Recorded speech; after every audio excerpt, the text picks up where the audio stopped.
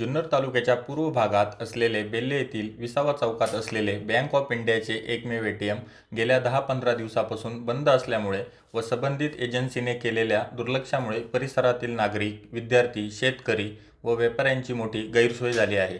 बेल्ले गावातील विसावा चौकातील हे एकमेव एटीएम असल्याने बेल्ले व पंचक्रोशीतील गावकरी, व्यापारी, शेतकरी, विद्यार्थी या सर्वांचीच गैरसोय झाली असून दुसऱ्या एटीएमसाठी राजुरी किंवा आळेफाटा येथे जावे लागत असल्याने ज्येष्ठ नागरिकांसह सर्वांनाच याचा त्रास सहन करावा लागत आहे। तसेच बेल्ले येथे प्रत्येक सोमवारी मोठा बाजार भरत असल्याने बाजारात येणाऱ्या सर्वांचीच गैरसोय झाल्याचे जाणवले।